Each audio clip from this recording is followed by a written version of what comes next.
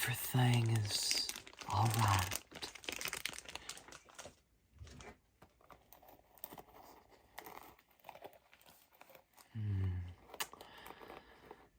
Yay.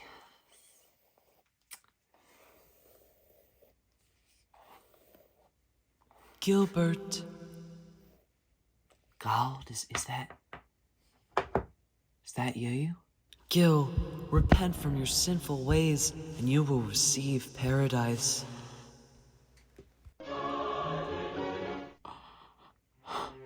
You know what?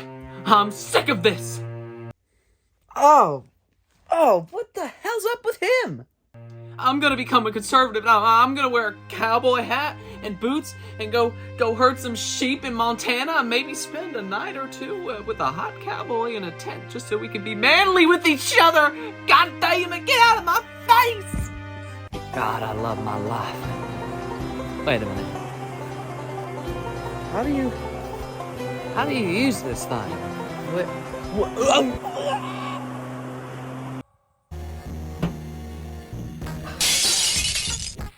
Terrific. This golf club will play an important role in this video today. This is going to drive the video today. Vegan, feminist, liberal, communist, socialist, queer, ASMRist? To far-right conspiracy activists. Not theorist, activist. Because we need to spread the good message of the flat earth. And of course, the good word of the Lord. There will be no spreading of the earth's cheeks, however, because the earth is flat. It is. There's nothing to spread, okay, fellas? Lately, there has been a strange shift. There's something in the air. No, not coronavirus. It's traditional gender roles. More specifically, tradwives. Police! Help! Now, most of you are probably having a very, very visceral reaction to that word. You're not alone in that feeling. Why would a woman want to be shackled to a man and not in that kind of way? No, like literally like shackled to a man. And have to take care of not only yourself, but him, the house, and kids. For some reason, which we'll get into later in the video, the tradwife aesthetic has been growing in popularity recently. A few months back, I did a video on the stay-at-home girlfriend trend, which I found to be pretty ridiculous because it's basically being a tradwife without any of the responsibilities or financial security that come with actually being legally married to someone. However, you are going to notice a lot of similarities that come with the execution of each of these aesthetics. Again, why? It's a lifestyle, it's not an aesthetic. It's not a phase. So why do good it's not a phase, Mom. Like... Today I'll be getting into the nuances of tradwifeism. That's what I'm going to be calling it in this video. Its politics, its appeals, etc. Choice feminism? And a very specific example of liberal to tradwife, because for some reason, it's more common than you might think. If I missed anything you feel is important, please comment it down below. This is a one-man show here.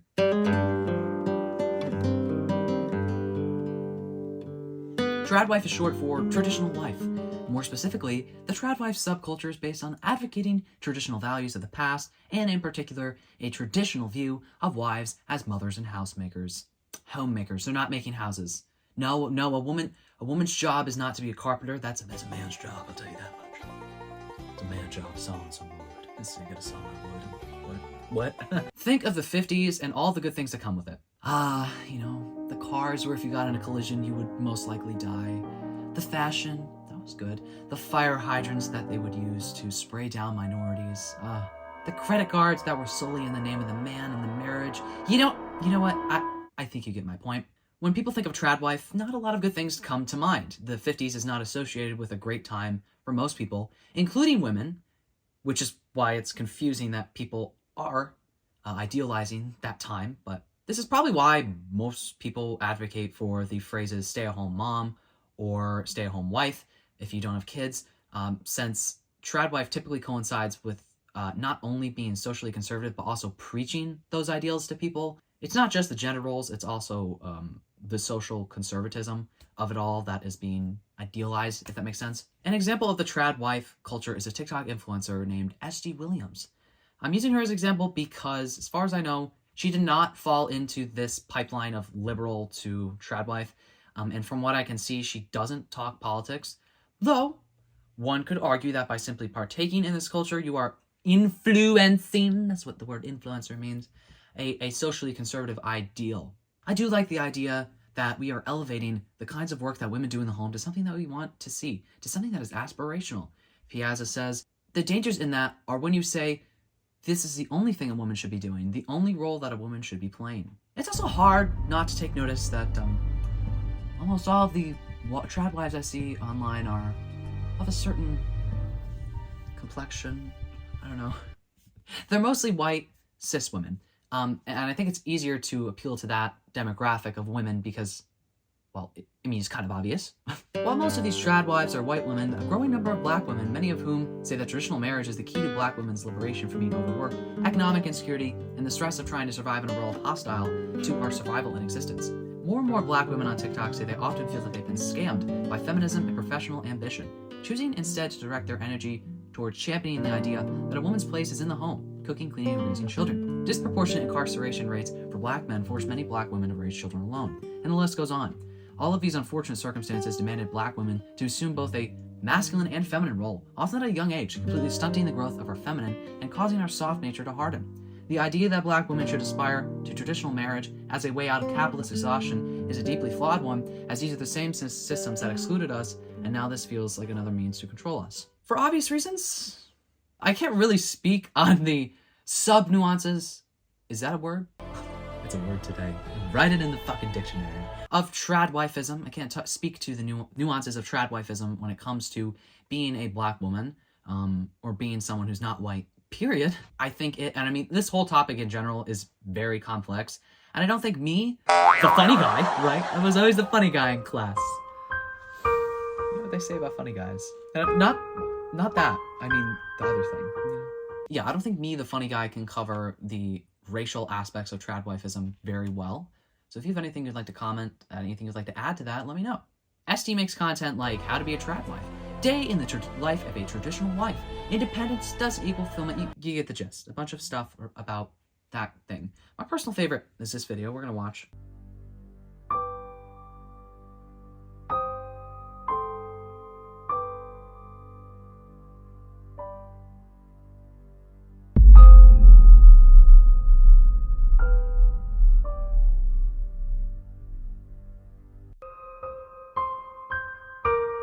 That one scares me. Videos like this of hers that receive a lot of attention, this video has over 2 million views, they do not have a lot of positive comments. The top comments are stuff like this. Stairs in black. This is like watching Friends and deciding to move to New York City because apartments in Manhattan are just so spacious and fun. And aren't they? Aren't they? I got a $4,000 a month. You can get yourself a shoe closet. People also commonly like to share their own anecdotes about their parents and grandparents being stuck and dependent on a man, while these men took advantages of their spouses in multiple ways. You'll see that a lot in her comment section. More often than not, her comment section is actually pretty divided, with a lot of people commenting how it's a woman's choice whether to choose to be independent or not. You know, Estee says this herself. Not all tradwives are alike, according to Estee. In her eyes, tradwives are homemakers whose priority is cooking, cleaning, and being subservient to men. Doesn't that sound like a joy? Ladies, right? But submission isn't degrading, she says. It's her choice. It doesn't mean you're below the man, because if you think about it, it's a compliment. The man, he needs that woman to be beside him, to motivate him, be there for him. At that point, I started growing up. I was pushing to college so that way I could depend on myself. That's what I was told because my mom had to really pick up the pieces after a divorce, and she never wanted me to go through that. I'm not gonna comment on that. The plan didn't last. The tradwife life called to her. She found her husband in 2020, dropped out of college, and here we are. She sees herself and her husband as equals with different roles. And a lot of what Estee says is controversial. In one video, she states how she finds it toxic for a woman to first achieve financial dependence and security before submitting to a man in their marriage. I think that is a very toxic way to bring up a girl, to tell her that she can never depend on a man, and even if she falls in love with that man, always have a way of supporting herself. She says if you could share a home, a body, and kids with them, then you should trust them 100% financially. She says independence does not equal fulfillment. I guess it's true for some people, right? But here's the thing. You know, like, The thing is with independence, people have it in case the dependence runs out, okay? This is the main problem people have with this lifestyle. If something happens, you're basically fucked. But also getting married offers a lot of protection. While yes, there's the possibility of being financially abused, you also have alimony if you divorce, especially if you can prove that your spouse financially abused you, you'll get more than just a 50-50, right? Like I said with the stay-at-home girlfriend trend, you're doing everything a tradwife does without these legal protectors. Tradwife-ism comes with its own pitfalls. It's a false nostalgia for a time that didn't exist for the majority of the population and for a time that was incredibly demeaning, condescending, and difficult for women. She, Joe Piazza, says, and I agree. It's a very idealized version of the 50s. Think about when you ever see those videos on Twitter where people share like videos of people in high school, right? And it's like people in 80s in high school and then like 2000s, and they'll say something like, OMG, the 80s! Or like the 2000s look so chill. And your gay ass is sitting there like,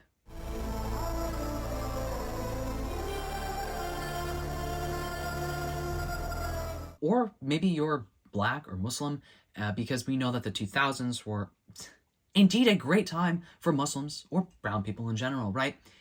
It wasn't. Listen, I think it's okay to idealize the past to an extent. I personally love 2000s fashion and pop culture, but it was also a bad time. You know what happened? You know what what was a fucking anniversary 2 weeks ago?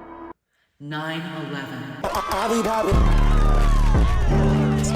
I know, everyone get up and clap for me, thank you. I said it. That was an awful time for Muslims in America. Awful. Even people who were not Muslim, but people thought they were because of the color of their skin. It was bad. The 80s were too. Like, remember AIDS? AIDS in the 80s? Listen, I'm sure 40 years from now we'll be having the same convo about today. Oh my god, are you guys seriously idealizing the 2020s? Remember coronavirus?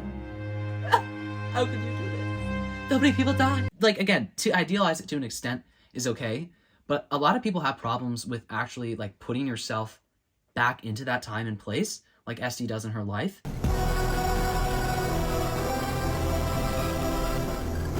I think it can be jarring. To be clear, the issue that people have is not with homemaking itself or taking care of a man, whatever, taking care of someone or children. At least I hope they don't, because if you have a problem with that, you're really weird. It's the idea of locking yourself in with one person and being almost fully dependent on them. And again, the socially conservative ideals that come with being a tradwife. You can only wear dresses. Like Estee only wears dresses. She does a full face of makeup every day. She says that her husband has to approve of all the major financial purchases that she makes, which to me sounds like a fucking nightmare, right? For her, though, she says it's fulfilling. People find it weird that after working so hard to give women the right not to do this, and to exist out of these, at times, harmful gender roles, that someone would actually choose this. But guys, don't forget, it's her choice to do that.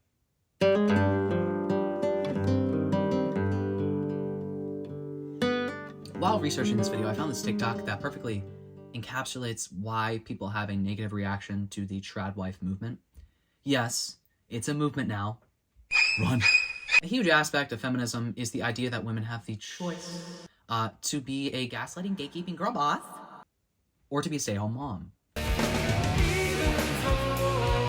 Choice feminism can be understood as the idea that any action or decision that a woman takes inherently becomes a feminist act. Essentially, the decision becomes a feminist one because a woman chose it for herself. An example would be a woman choosing to not wear makeup versus wearing makeup. But apparently, it's more complex than that. Does she wear makeup because she truly wants to, or because she feels pressured by society, yet she is calling it a choice? A woman's power is within her choices, and these choices can line up with a feminist ideology. For example, a woman's decision not to shave may be a response to Western beauty standards that are forced onto women. Not shaving may make her feel beautiful, comfortable, and powerful, and there's nothing wrong with that. Women making choices to make them feel good is not the issue. The issue lies in calling these decisions feminist ones. Liberal feminism neglects the different realities that exist for different women, especially the difference between white women and women of color, transgender women, cis women, etc. Not all women have the same circumstances and access to choices, not all choices made by women are treated equally, and not all choices are inherently feminist.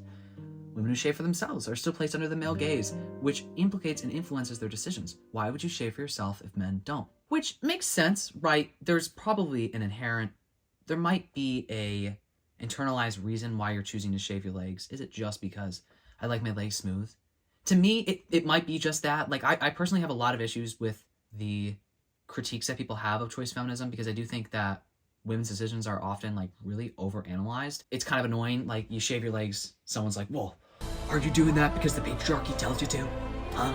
Maybe you should be a little hairy like me." And maybe that woman just enjoys shaving her legs. Like, I don't know. Some people just don't like being hairy. There are men who don't like being hairy. Choice feminism also implies that the solution to gender oppression and misogyny lies in our personal choices, that we alone can make the changes we need to be lifted from the weight of oppression.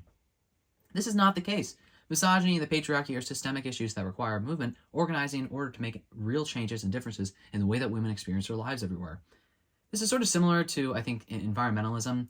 Like, I totally believe in reducing your carbon footprint, buying from ethical brands, etc. Because, like, that's just having values in your own personal life. If you're buying $600 Shein hauls when you could very easily buy something that's not Shein, and you're just being like, well,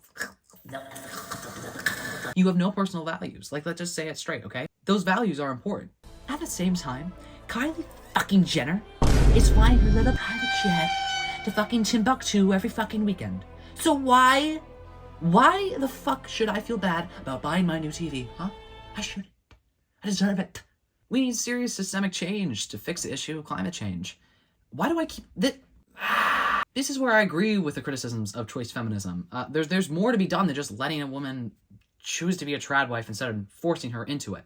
Again, I think that women's decisions are often very overanalyzed, and we should give these women the grace of doing this for themselves, because I honestly, like, I don't give a fuck what Estee does. I just personally don't like the idea of, like, idealizing this to girls and making it seem like this is the best thing. But then again, I don't know. I'm not a fucking philosophizer, okay? The problem comes when you're not just sharing traditional marriage and saying, I like to wear dresses and I like to wear makeup, okay? Good for you. But there's a problem when you're also basically losing your fucking mind, devolving into QAnon conspiracy theories, and your brain is becoming filled with maggots, okay? GwenGwiz, I'm looking at you.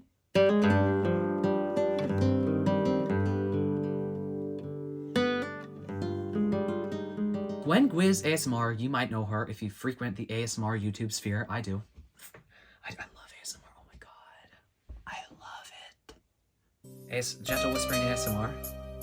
You could call me. Not in a weird way. I just mean, like, call me and just, like, can you just talk on the phone softly to me?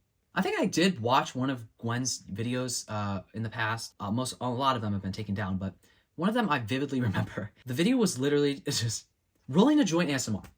And honestly, it was satisfying as fuck. You know, there is nothing more satisfying than that. Made me sleep like a baby. So, you know, thanks for that, Gwendolyn. Is that her real name? I don't know. Gwen has over 500,000 subscribers on her ASMR channel. She hasn't posted since February, which is also when she started her conservative transformation. Gwen has practically scrubbed everything from her past off the internet. God, can someone tell, like, Jeffree Star to hire her as his PR manager? Because he needs it. He needs it badly. Now, why would Gwen ever want to do that? Well, Gwen was once the most SJW that you could get. And I am using that term ironically. Don't worry, don't run away. She was a body positive, feminist, bisexual, vegan, liberal. I mean, you name it, she probably did it. BLM? Yeah, probably that too. You know, God forbid someone says that, right? Well, what about white lives? What about white people? Shut up!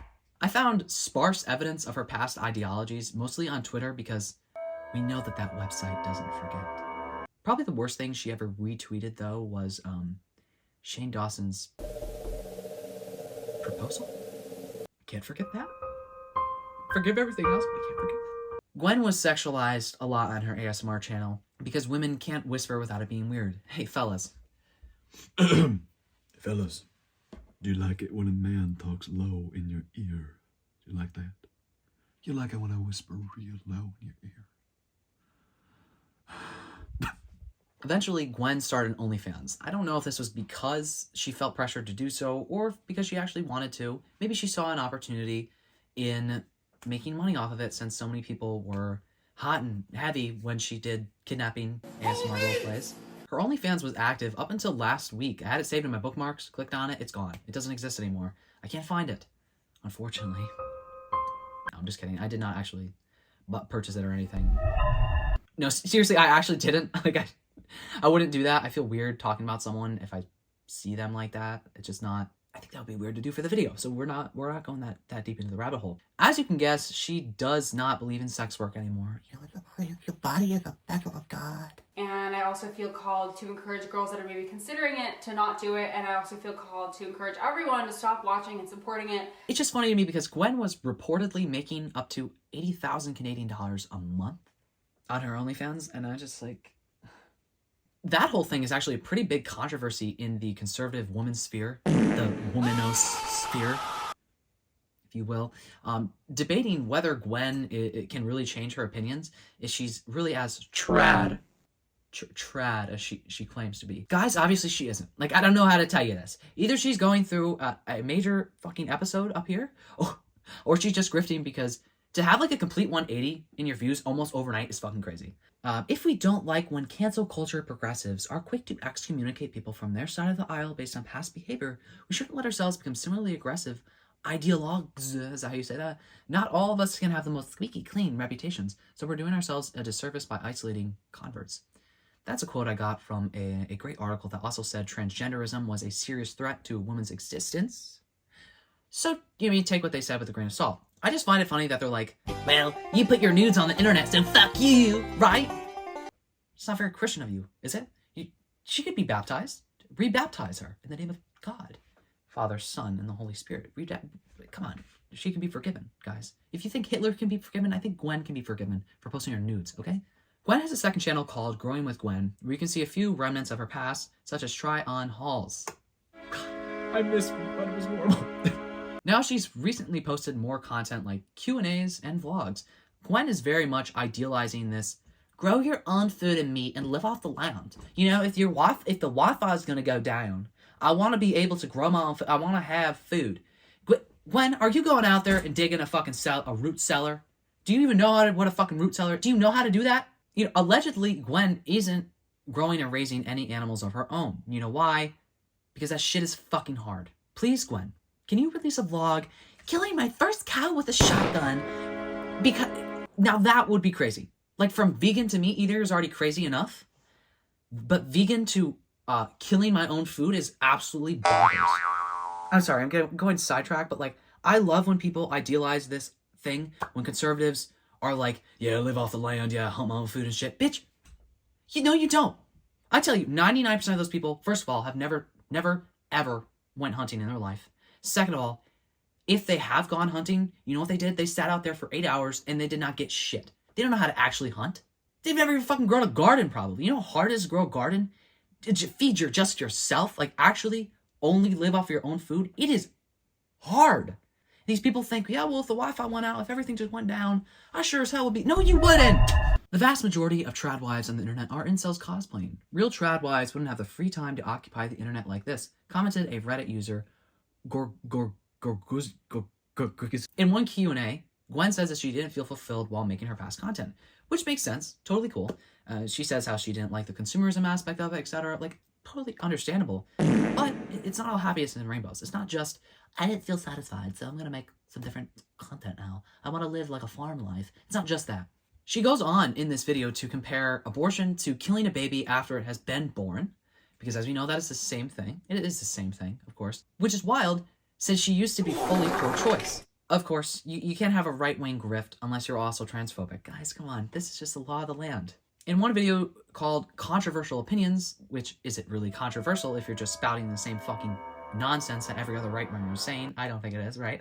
She spreads a ton of misinformation about puberty blockers, just says the classic bullshit about kids transition. It's very obvious she doesn't know what she's talking about. Like, well, most people who talk about trans issues. Yep.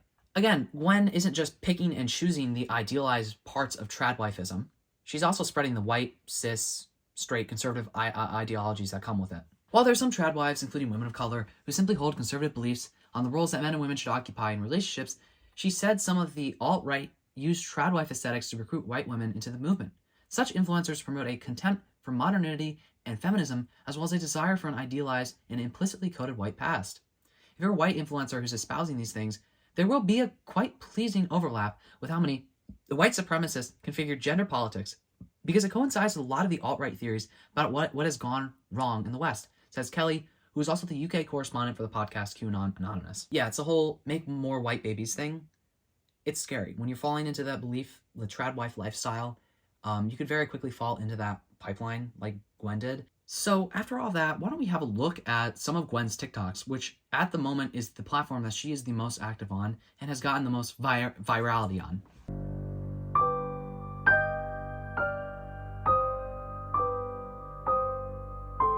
Yikes.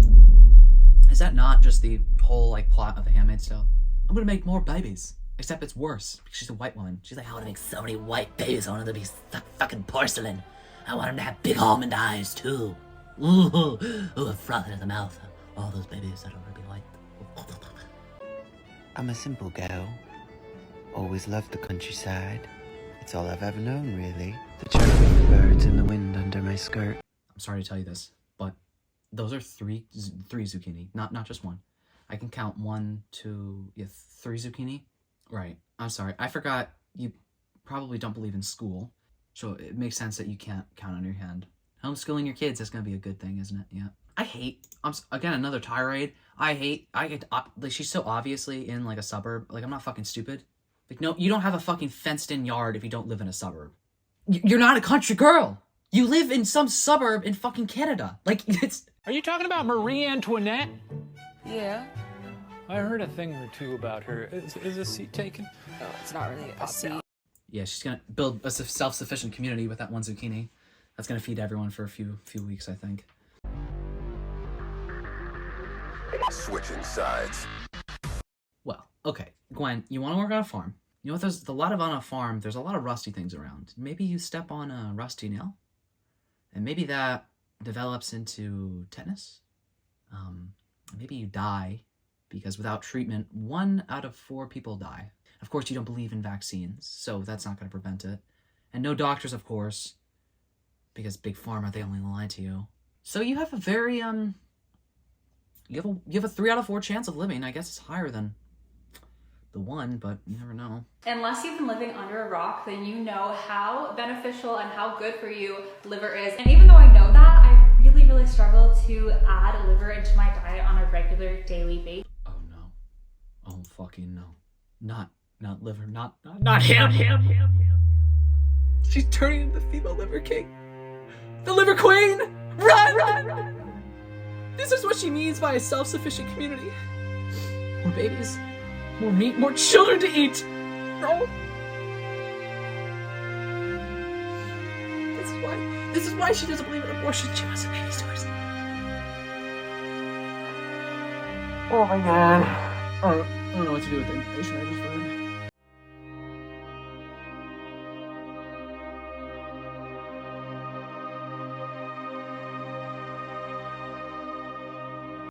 That looks like the fucking worst sandwich ever. If you made me that shit, oh my god. I would be able to do... I'm not gonna make the joke I just said, but if we're really living in the 50s, if you made me that sandwich... Anyway, yeah, that's mostly the content that Gwen is making nowadays. She hasn't posted an ASMR video, like I said, until since February. ASMR roleplay. I'm milking you. Can you do that, Gwen? You milking the cow? The what? To be frank, it's obvious this is for attention. In my opinion.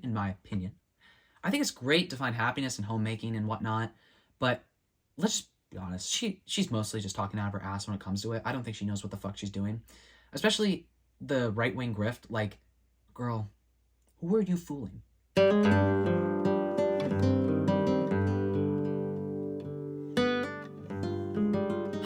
Like that, this leads me to the question of why are these women in their 20s devoting their entire lives to these lifestyles, to getting married and having children?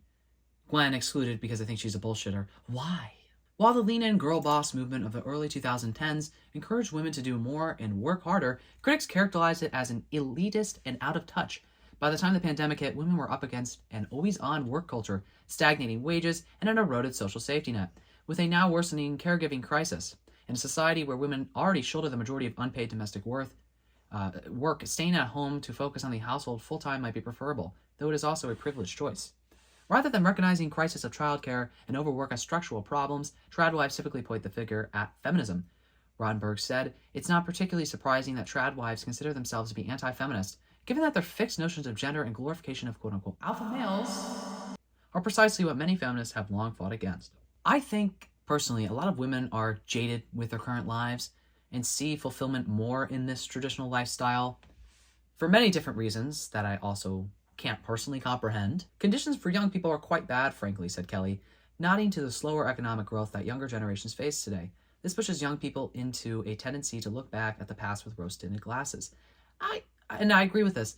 All of this, still, let me tell you, the last thing I would ever want to do is become a tradwife. That's it for me, and that's it for this video.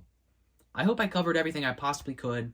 Let me know what you think of this movement. If you have some other perspective you would like to add, or anything relating to this video at all, please comment on it. If you like this video, give it a thumbs up. If you like me, you can subscribe. I post comedy and commentary videos every Sunday at 12 p.m. Eastern. So if that sounds like your thing, make sure to subscribe and turn the notification bell so you know when I post a video. I really, really hope you all enjoyed this video. I hope you got something out of it.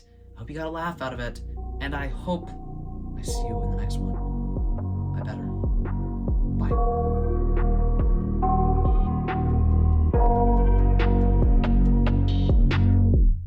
I got nightmares in my head, I fear that the thoughts build up until I can't hear, that my mind fills up into a creature, and it haunts me somewhere much deeper.